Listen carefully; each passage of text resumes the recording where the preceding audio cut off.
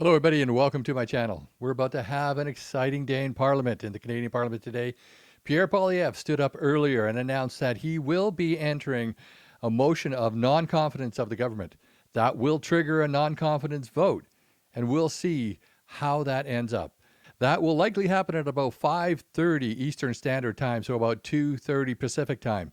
This is his announcement earlier on today in Parliament. Or the corruption. But never would we have imagined how bad would things get. Today, I look at the newspaper headlines. Even the media is noticing how bad things are. A headline in the National Post, and I quote, "Secret RCMP report warns Canadians may revolt once they realize how broke they are." The RCMP has produced a report saying that Canadians are so poor, desperate, and miserable that it may lead to political instability and other turbulence that you could not even have imagined would occur in a first world country 8 years ago. I now turn my attention to the Globe and Mail.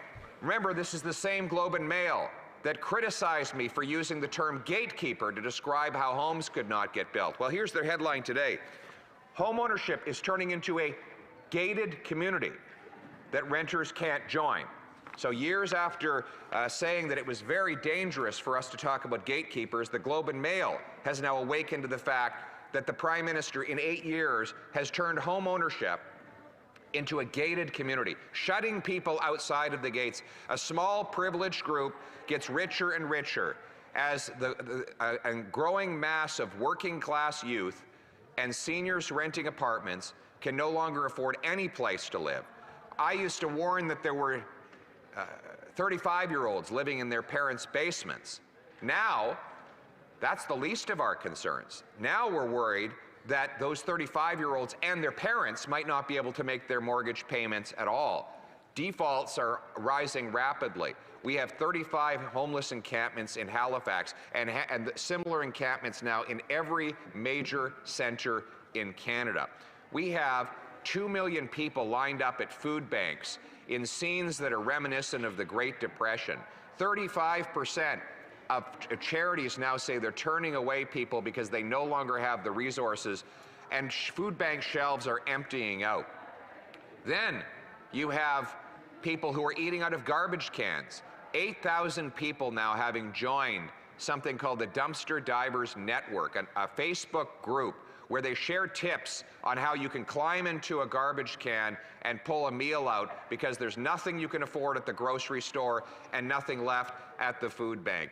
This year, groceries are going to cost $700 more than they did last year for the average family. And in the middle of all of this, what does the NDP and this Prime Minister choose? To raise taxes. Raise taxes on food and fuel, on heat and homes. Raise taxes on all the materials that go into building a home, which will raise taxes on all who buy the home. Raise taxes on heating that home. Raise taxes on the gas and diesel needed to get to work to earn a paycheck to make payments on that home. And raise taxes on the farmers who make the food, the truckers who ship the food, the grocers who sell the food, and therefore all who buy the food, as if the desperation were not bad enough.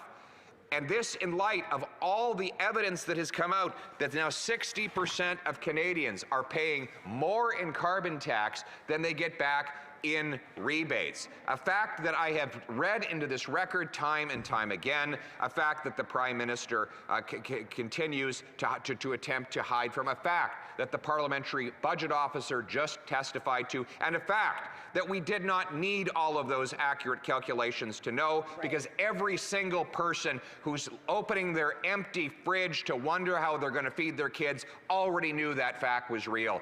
Madam Speaker, we cannot in good conscience stand by while this Prime Minister imposes more misery and suffering on the Canadian people. Canadians are good, they are decent, they are hardworking. They do not have to give up on the things they used to take for granted: affordable food and homes, just for the incompetence of ego of one man. He is not worth the cost. He is not worth the crime. He is not worth the corruption. He is not worth giving up the country that we knew and still love. We, as common sense conservatives, are ready to restore hope in this country, but it starts with change. We rise today to vote non-confidence in this NDP Liberal government and to restore the great country that we love based on the common sense of the common people united for our common home. Your home, my home, our home. Let's bring it home.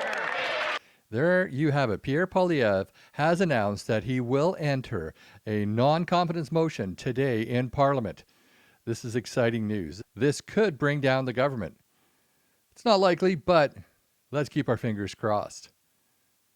If you've enjoyed this video, please hit like and subscribe. Share with your friends. Hit the notifications button. Comment below. Just keep it civil. And we'll see you on the next video.